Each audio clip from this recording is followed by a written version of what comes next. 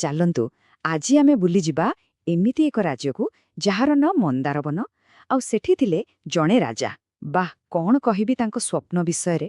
ଆକାଶ ଛୁଆଁ। ଆଉ ତାଙ୍କ ସ୍ୱପ୍ନକୁ ସତ କରିବାକୁ ଯାଇ ଜଣେ ମନ୍ତ୍ରୀଙ୍କର ଯାହା ଅବସ୍ଥା ହେଉଥିଲା, ଆଜିର କାହାଣୀ ସେଇମାନଙ୍କର। ହଁ, ତ ଏଇ ଦେଖନ୍ତୁ, ଗୋଟେ ପଟେ ଆମର ରାଜା ମନ୍ଦାରମ ଆରାମରେ ବସି ବସି ଆଧୁନିକତାର ବଡ଼ ବଡ଼ ସ୍ୱପ୍ନ ଦେଖୁଛନ୍ତି, ଆଉ ଆରପଟେ ତାଙ୍କ ବିଚାରା ମନ୍ତ୍ରୀ ବୀରଭଦ୍ର ରାଜାଙ୍କ ସେ ଅସମ୍ଭବ ଯୋଜନା ଭିତରେ ପୂରା ବୁଡ଼ି ଯାଇଛନ୍ତି। ସତରେ ଜଣେ ସ୍ୱପ୍ନ ଦେଖୁଥିଲେ ଆଉ ଆର ଜଣକ ମୁଣ୍ଡ ବାଡ଼ଉଥିଲେ।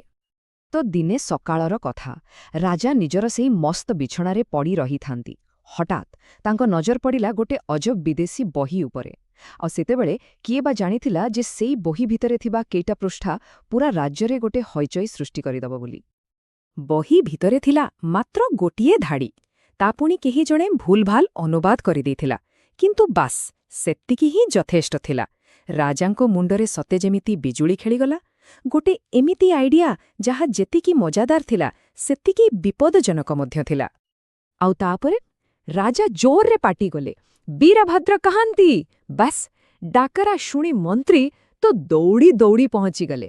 ହେଲେ ମନ ଭିତରେ ତାଙ୍କର ଗୋଟିଏ କଥା, ହେ ପ୍ରଭୁ, ଆଜି ପୁଣି କୋଉ ନୂଆ କାଣ୍ଡ ହେବାକୁ ଯାଉଛି କେଜାଣି। ରାଜାଙ୍କ ଆଖି ପୁରା ଚକ୍ଚକ୍ କରୁଥାଏ। ଉତ୍ସାହରେ ସେ ଘୋଷଣା କଲେ, ଶୁଣ, ଆମେ ଏବେ ଦୁନିଆର ପ୍ରଥମ ସ୍ୱୟଂ ସଫେଇ ମହଲ ତିଆରି କରିବା। ଆଉ ହଁ, କାମଟା ମାତ୍ର 15 ଦିନ ଭିତରେ ସରିବା ଦରକାର। କଥାଟା ଶୁଣିଲା ପରେ ମନ୍ତ୍ରୀଙ୍କ ମୁହଁ ପୁରା ଶୁଖିଗଲା।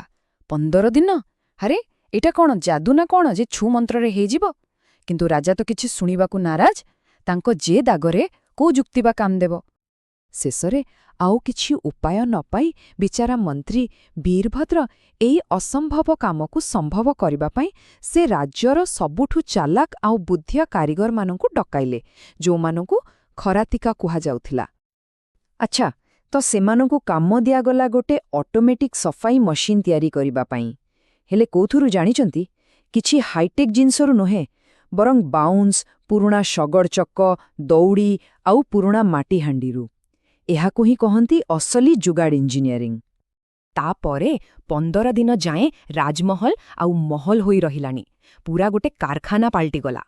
ଚାରିଆଡ଼େ ଖାଲି ଠକ୍ ଠକ୍, ପାଟିତୁଣ୍ଡ ଆଉ ଧୂଳି। ଆଉ ଏଇସବୁ ହୋହଲ୍ଲା ଭିତରୁ ଶେଷରେ ବାହାରିଲା ଗୋଟେ ବିରାଟ ଅଜବ ଗଜବ ଯନ୍ତ୍ର। ଦେଖନ୍ତୁ, ଏଇ ଯନ୍ତ୍ରର ମୁଖ୍ୟତଃ 3ଟା ଭାଗ ଥିଲା। ଗୋଟେ ହେଲା ଛାତରୁ ଝୁଲୁଥିବା ଗୋଟେ ବଡ଼ ଝାଡ଼ୁ, ଯାହା ଚଟାଣ ସଫା କରିବ। 2ରେ ସେ ଧୂଳିକୁ ଧରିବା ପାଇଁ ଗୋଟେ ବଡ଼ ଜାଲ, ଆଉ ଶେଷରେ ଚଟାଣକୁ ଧୋଇବା ପାଇଁ ଗୋଟେ ପାଣି ଛିଞ୍ଚିବା ବ୍ୟବସ୍ଥା। ଆଇଡିଆଟା ତ କାଗଜ ଉପରେ ବହୁତ ଜବରଦସ୍ତ ଲାଗୁଥିଲା। ଆଉ ଶେଷରେ ସେହି ଦିନ ଆସିଲା, ଉଦ୍ଘାଟନର ଦିନ। ରାଜା ତ ପୁରା ରାଜକୀୟ ପୋଷାକରେ ସଜେ ହେଇ ଗର୍ଭରେ ଛାତି ଫୁଲେଇ ଠିଆ ହୋଇଥାନ୍ତି। ଆଉ ସେପଟେ ବିଚାରା ମନ୍ତ୍ରୀ, ତାଙ୍କ ହାଲତ ତ ପଚାରନ୍ତୁ ନାହିଁ, ଭୟରେ ପୁରା ଥରୁଥାନ୍ତି। ମୁଖ୍ୟ କାରିଗର ଡରି ଡରି କହିଲେ, ମହାରାଜ, ଟିକେ ଧୀରେ ଟାଣିବେ। କିନ୍ତୁ ଆମ ରାଜାଙ୍କର ଅଭିଧାନରେ ଧୀରେ ବୋଲି କୌଣସି ଶବ୍ଦ ହିଁ ନଥିଲା। ଜୟ ମନ୍ଦାରବନ, ସଫାଇ ଆରମ୍ଭ ହେଉ, ଏମିତି ଗର୍ଜନ କରି ରାଜା ନିଜର ପୁରା ଦମ୍ ଲଗେଇ ସେ ଲିଭରଟାକୁ ଟାଣିଦେଲେ। ବାସ୍, ଏହାପରେ ଯାହା ହେଲା ତାକୁ ହିଁ କହନ୍ତି ଅସଲି ଖେଳ। ଆଖି ପିଛୁଳାକେ ସବୁ ଓଲଟପାଲଟ, ଗୋଟେ ପରେ ଗୋଟେ ବିପର୍ଯ୍ୟୟ। ଏତେ ଜଲ୍ଦି ଜଲ୍ଦି ହେଲା ଯେ କାହାକୁ କିଛି ଭାବିବାକୁ ବି ସମୟ ମିଳିଲାନି। ସବୁଠୁ ପ୍ରଥମେ ସେଇ ବିରାଟ ଝାଡ଼ୁଟା ଏମିତି ଘୋରିଲା ଯେ ସିଧା ରାଜାଙ୍କ ମୁଣ୍ଡରେ ବାଜିଲା, ଆଉ ତାଙ୍କ ମୁକୁଟ ସେଇଟା ଉଡ଼ିଯାଇ କୋଉଠି ପଡ଼ିଲା କେଜାଣି। ମାନେ ମେସିନ୍ର ପ୍ରଥମ ଶିକାର ଖୁଦ୍ ରାଜା। ତାପରେ ଦ୍ୱିତୀୟ ଘଟଣା, ଧୂଳି ଧରିବା ପାଇଁ ଥିବା ଜାଲଟା ଫଟ୍ କରି ଫାଟିଗଲା, ଆଉ ସବୁ ଧୂଳି ସିଧା ଆମ ମନ୍ତ୍ରୀଙ୍କ ଉପରେ। ଗୋଟେ ସେକେଣ୍ଡରେ ବିଚାରା ବୀରଭଦ୍ର ଗୋଟେ ଚଳନ୍ତି ଧୂଳି ମୂର୍ତ୍ତି ପାଲଟିଗଲେ। ଆଉ ଶେଷରେ ସେଇ ପାଣି ହାଣ୍ଡିଟା ବି ଓଲଟି ପଡ଼ିଲା। ପୁରା କୋଠରୀଟା କାଦୁଅ ପାଣିରେ ଭର୍ତ୍ତି, ଆଉ ସେଇ କାଦୁଅରେ ଖସିଯାଇ ରାଜା ସିଧା ତାଙ୍କ ଧୂଳିଆ ମନ୍ତ୍ରୀଙ୍କ ଉପରେ। କ'ଣ କହିବି ସେ ଦୃଶ୍ୟ, ପୁରା ରାଜସଭାଟା ଗୋଟେ ଯୁଦ୍ଧ ପଡ଼ିଆ ଭଳି ଲାଗୁଥିଲା। ହଠାତ୍ ସବୁ ଶାନ୍ତ, ପୁରା ନୀରବତା। ବୀରଭଦ୍ର ତ ଭାବିନେଲେ ଗଲା ଆଜି କାମ ସରିଲା, ହୁଏତ ରାଜ୍ୟରୁ ବାହାର କରିଦେବେ, ନହେଲେ ସିଧା ମୃତ୍ୟୁଦଣ୍ଡ।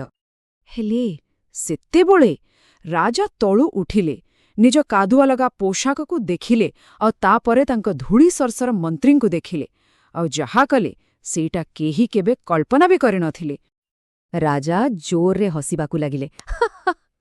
ହା ହା, ବୀରଭଦ୍ର, ତମେ ତ ପୂରା ଗୋଟେ ଚାଲୁଥିବା ଧୂଳି ମୂର୍ତ୍ତି ଭଳି ଦେଖାଯାଉଛ। ଏତେ ଜୋରରେ ହସିଲେ ଯେ ନିଜେ ଆଉ ଠିଆ ହୋଇପାରିଲେନି, ପୁଣି ସେଇ କାଦୁଅରେ ପଡ଼ିଗଲେ। ହସି ହସି ରାଜା କହିଲେ, ଆରେ ବୋକା, ଏ ମେସିନ୍ଟା ସଫା କରୁ କି ନ କରୁ, କୋଟିଏ ଟଙ୍କାର ମନୋରଞ୍ଜନ ତ କଲା। ଚାଲ, ଏହାର ନାଁ ବଦଳେଇ ଦେବା। ଆଜିଠୁ ଏହାର ନାଁ ହେଲା ସ୍ୱୟଂଚାଳିତ ମନୋରଞ୍ଜନ ଯନ୍ତ୍ର। ଖାଲି ସେତିକି ନୁହଁ, ସେ କାରିଗରମାନଙ୍କୁ ଖୁସି ହୋଇ ସୁନାମୁଦି ପୁରସ୍କାର ଦେଲେ, ଆଉ ନିଜର ଏଇ ସଫଳତାରେ ଏତେ ଉତ୍ସାହିତ ହୋଇଗଲେ ଯେ ତୁରନ୍ତ ତାଙ୍କ ମନ୍ତ୍ରୀଙ୍କ ଆଡ଼କୁ ବୁଲି ପଡ଼ିଲେ। ତାଙ୍କ ଆଖିରେ ପୁଣି ଏକ ନୂଆ ଚମକ ଥିଲା। ଦେହରୁ କାଦୁଅ ଶୁଖିନି, ରାଜା ନିଜର ଆଗାମୀ ଯୋଜନା ବିଷୟରେ କହିଲେ। ଏବେ ଶୁଣ, ଆମେ ଗୋଟେ ଏମିତି ରଥ ତିଆରି କରିବା ଯାହା ଘୋଡ଼ାରେ ଚାଲିବନି, ବରଂ ଲୋକଙ୍କ ହସର ଶକ୍ତିରେ ଚାଲିବ। ଆସନ୍ତା ମାସରୁ କାମ ଲାଗିଯାଅ। ଆଉ ବିଚାରା ମନ୍ତ୍ରୀ ଧୂଳି ଆଉ କାଦୁଅରେ ଲଟପଟ ହୋଇ ଆକାଶକୁ ଚାହିଁଲେ। ମନେ ମନେ ଭାବୁଥିଲେ, ହେ ପ୍ରଭୁ, ଏ ପଦରୁ ମୋତେ କେବେ ମୁକ୍ତି ମିଳିବ? ଆଉ ଏମିତି ଭାବରେ ମନ୍ଦାରବନ ରାଜ୍ୟରେ ଆଉ ଗୋଟେ ମଜାଦାର ବିପର୍ଯ୍ୟୟ ପାଇଁ ଅପେକ୍ଷା ଆରମ୍ଭ ହୋଇଗଲା।